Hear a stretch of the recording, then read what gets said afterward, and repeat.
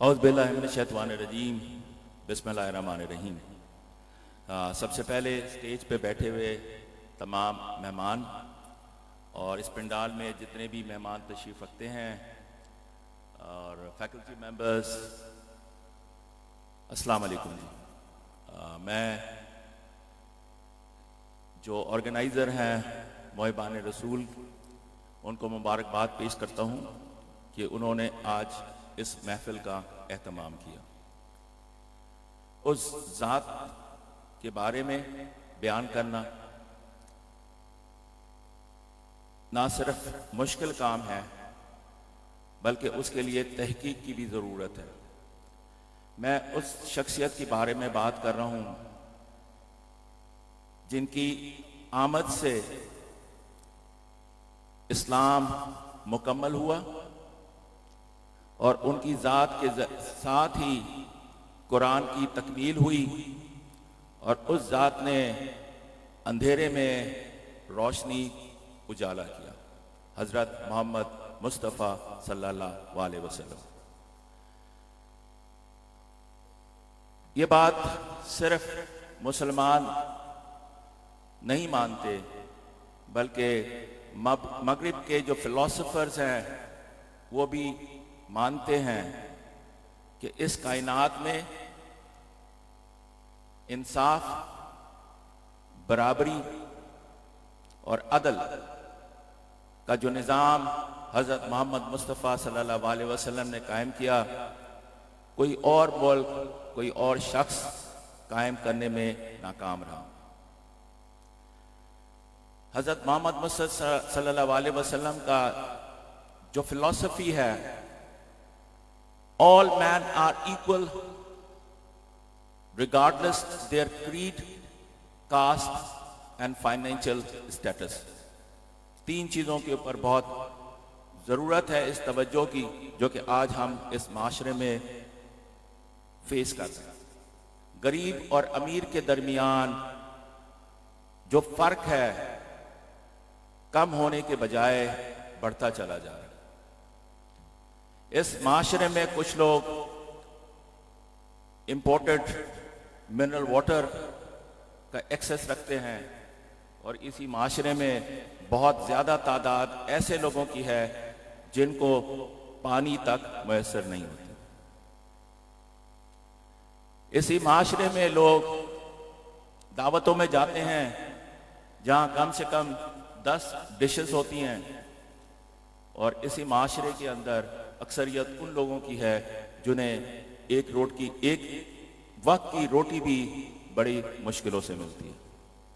इसकी वजह हम इस्लाम की जो बेसिक फिलॉसफी है उससे डिविएट कर चुके हैं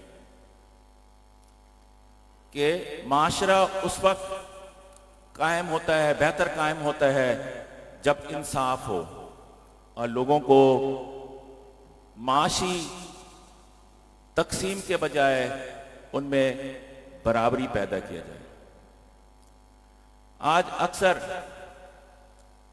हम लेबनान और गाजा की बात करते हैं और कश्मीर के मुसलमानों की बात करते हैं।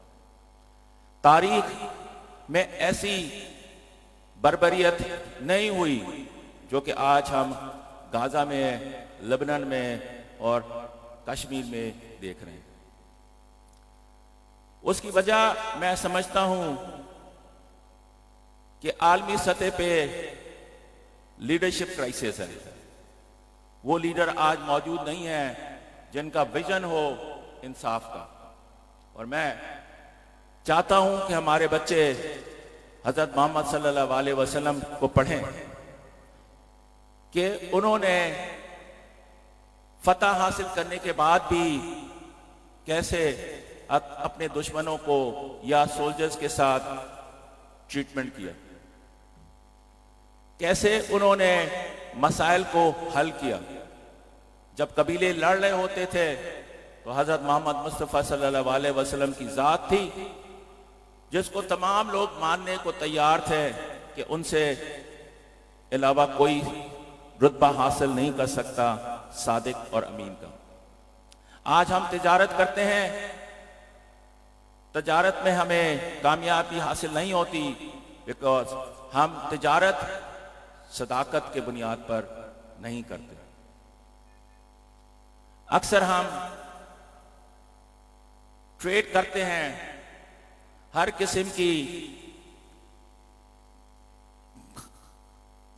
गड़बड़ कर रहे होते हैं कि जी इनवाइस में गड़बड़ कर दो, जो माल का वादा किया है उसमें कॉम्प्रोमाइज कर दो।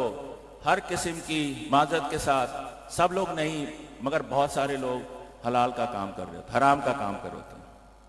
और उन्हीं ट्रेडर्स को जब वो बाहर जाते हैं तो खाने पे पूछते हैं खाना हलाल है कि हराम है।